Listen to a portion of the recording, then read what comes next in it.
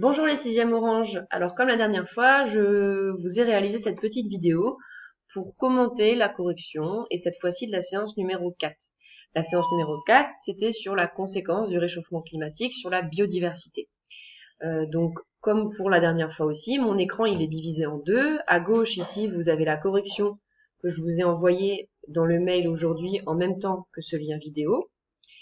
D'ailleurs, je vous demanderai de l'avoir lu et comparé avec vos propres réponses avant d'écouter cette vidéo. Voilà.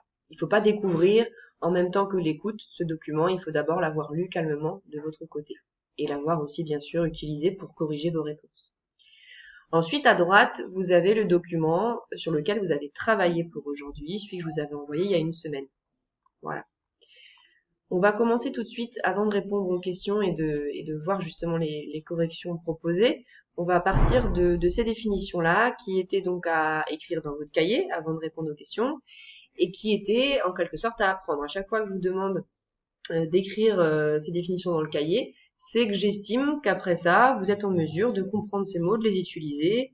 Ça enrichit un petit peu votre vocabulaire scientifique. Et surtout, ça vous permet de comprendre beaucoup plus d'informations que vous voyez au quotidien par rapport au réchauffement climatique. Que vous voyez par exemple à la télé ou à la radio. On en parle quand même assez souvent et c'est un sujet dont il faut connaître les mots-clés. Alors la biodiversité, c'est un mot-clé parce que la biodiversité, on vous le dit ici, ça signifie la diversité biologique. Diversité, ça veut dire, est-ce qu'il y a, quand il y a beaucoup de diversité, ça veut dire qu'il y a beaucoup de différences. Donc, biodiversité, ça veut dire des différences biologiques, c'est-à-dire dans les êtres vivants. Ok ? Donc, on vous dit ici qu'on peut dire aussi que c'est l'existence d'un nombre plus ou moins important d'êtres vivants, faune et flore, de différentes espèces.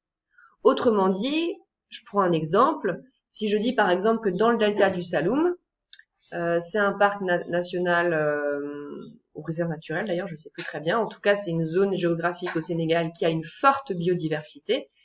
Eh ben, forte biodiversité, ça veut dire que je vais avoir à cet endroit énormément d'animaux et de végétaux différents. J'aurai des espèces différentes d'animaux et de végétaux. Ensuite, à l'inverse, si je prends le centre-ville de Dakar, bah là, par contre, ma biodiversité, vous vous en doutez bien, elle sera beaucoup plus faible. Je vais pas avoir autant d'animaux et autant de végétation différents. Donc là, ça veut dire que ma biodiversité, je peux la qualifier de faible parce qu'il y a peu de diversité biologique, alors que en plein milieu du delta du Saloum ou en Casamance, il y a une plus forte biodiversité parce qu'il y a beaucoup d'espèces animales et végétales différentes. Alors bien sûr, dans la définition là, il fallait comprendre aussi les mots de faune et flore. Donc au cas où, si vous les connaissiez pas encore, j'ai mis les définitions aussi. La faune, ça désigne l'ensemble des espèces animales. La flore, ça désigne l'ensemble des espèces végétales. Je viens de voir que j'avais mis 2 S à végétal. C'est à corriger bien sûr. Ensuite, une espèce, j'ai mis aussi la définition parce que des fois, c'est pas très clair ce que ça veut dire une espèce animale ou une espèce végétale. C'est un ensemble d'individus, animaux ou végétaux, vivants ou fossiles, qui se ressemblent physiquement, ça c'est la première chose, ils ont forcément des caractères physiques identiques, et surtout, autre aspect de la définition qui est très importante, et qui peut se reproduire entre eux, se reproduire entre eux de génération en génération.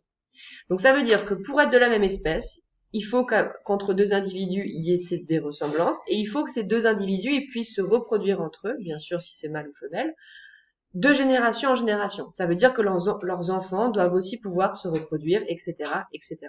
C'est ça les deux conditions qui font qu'on est de la même espèce. Je vous ai mis en dessous des exemples. Alors les deux exemples qu'on va étudier pendant cette activité, l'ours polaire, c'est une espèce animale. La mésange bleue, c'est aussi une espèce animale, et on a aussi une autre espèce animale que vous connaissez bien, c'est l'espèce humaine. Donc entre deux humains, on est d'accord qu'il y a des ressemblances, une femme et un homme peuvent se reproduire, leurs enfants pourront eux-mêmes se reproduire, et donc on est de la même espèce. Voilà, donc c'est pareil pour des végétaux qu'on n'a pas pris en exemple aujourd'hui.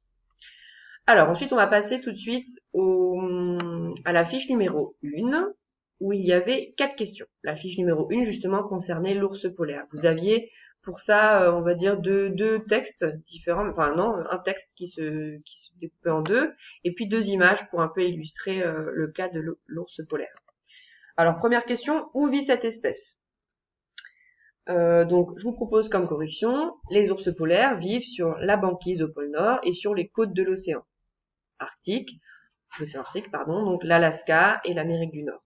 Donc, ça veut dire qu'il est à la fois vraiment au niveau du pôle Nord sur la banquise, mais aussi plus sur les côtés au niveau de l'Alaska et de l'Amérique du Nord.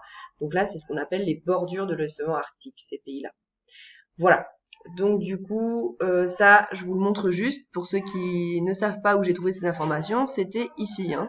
Vous aviez la phrase là où on vous dit que c'est là que l'ours polaire il vit. Voilà. Donc c'était ici qu'il fallait le voir. Ensuite, question 2. Combien existe-t-il d'ours polaires actuellement?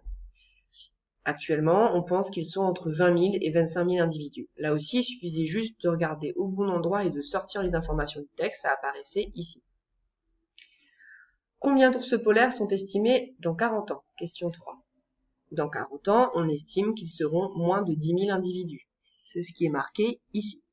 Alors, comme la dernière fois, ici on parle d'estimation, ça veut dire que c'est pas un chiffre qui est sûr, c'est ce que pour l'instant, d'après les calculs des scientifiques et les données qu'on a actuellement sur le cas de l'ours polaire, c'est ce qu'on imagine comme chiffre. Ça peut bien sûr être encore moins ou un petit peu plus.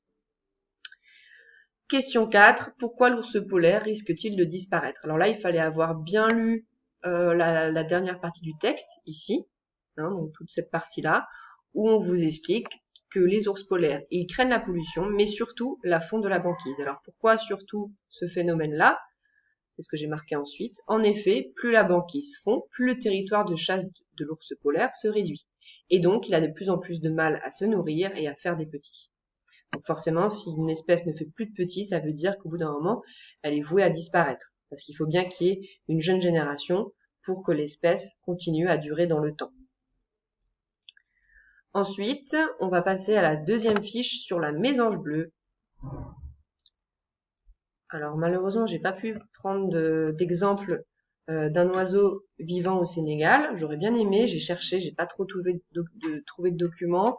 Donc là, on est parti sur une mésange bleue. Première question, où vit-elle? Et justement, elle vit en Europe. Mais il fallait m'en dire un petit peu plus. Il faut juste que je puisse descendre. Voilà, merci. Donc la mésange bleue vit en Europe principalement, dans les forêts, mais aussi dans les parcs et les jardins. Ça, c'était marqué au début du texte ici. Ensuite, comment la femelle nourrit-elle ses poussins? La femelle nourrit ses poussins avec les chenilles de papillon quand ils sont très petits. Donc quand les poussins sont très petits, avec des toutes petites chenilles, puis des plus grosses quand ils grandissent. Voilà. Donc en fait, la taille de la chenille correspond à la taille, on va dire, de l'oiseau. C'est-à-dire qu'il y avait vraiment un équilibre entre l'éclosion des petites chenilles en même temps que l'éclosion des petits poussins. Et donc les tailles des chenilles étaient adaptées à la taille du poussin. Pour que tout, enfin, c'était pas volontaire, mais en tout cas, ça fonctionnait très bien. Jusqu'à le phénomène de réchauffement climatique, c'est ce qu'on vous demande à la question 3. Pourquoi les chenilles papillons ont changé la date de leur éclosion? Les chenilles ont avancé leur date d'éclosion pour s'adapter au réchauffement climatique car les saisons sont décalées dans le temps. Donc ça, c'était marqué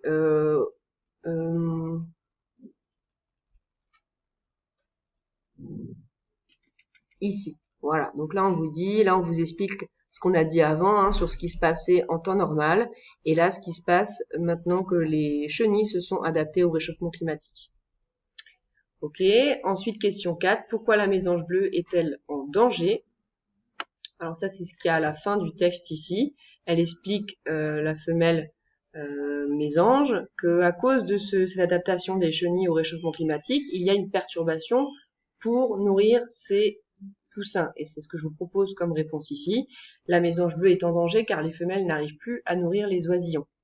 En effet, les chenilles éclosent maintenant avant les oisillons, donc la taille des chenilles ne correspond plus. Quand les tout petits poussins sortent de l'œuf, il n'y a que les grosses chenilles de disponibles et ils n'arrivent pas à les avaler, donc il y a plus de mortalité. Donc là aussi pareil, à la fin, s'il y a plus de mortalité parce qu'ils sont affamés, les poussins, bah forcément, ça veut dire que l'espèce elle est en danger puisque encore une fois, s'il n'y a plus de petits, eh ben l'espèce ne peut plus durer dans le temps.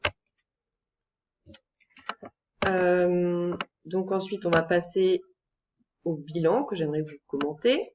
Voilà, donc c'est le bilan que je vous propose de cette séance, qui est à écrire ou à imprimer en fonction de ce que vous pouvez dans votre cahier, et bien sûr à retenir. Donc le réchauffement climatique est une menace pour la biodiversité sur notre planète. En effet, les températures globales plus élevées sont responsables d'un déséquilibre pour la faune et la flore. Les habitats, l'alimentation et la reproduction des espèces animales et végétales sont perturbés. Certaines espèces arrivent à s'adapter rapidement, c'est l'exemple qu'on vient de voir avec la chenille qui s'est adaptée au réchauffement climatique, mais d'autres espèces risquent de disparaître. Et je vous ai refait, je ne sais pas si vous vous souvenez, la dernière fois, on avait fait ces petits schémas de causes et de conséquences. Donc là, je vous ai refait ces petits schémas à la fois pour l'exemple de l'ours polaire et à la fois pour l'exemple de la mésange bleue. Donc on part toujours de l'augmentation des températures liées au réchauffement climatique. Cause, conséquence, la fonte de la banquise. Conséquence, le territoire de chasse de l'ours polaire est réduit. Conséquence, l'ours polaire est affamé et affaibli. Conséquence, il y a moins de naissances, puisque un ours polaire qui est affaibli peut donner moins d'énergie pour la reproduction, et donc il y a moins de naissances. C'est ce qu'on vous expliquait à la fin du texte sur la femelle ours polaire qui a du mal à avoir des petits.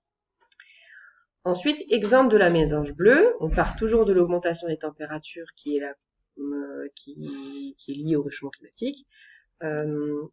Conséquence, adaptation des chenilles en avançant l'éclosion.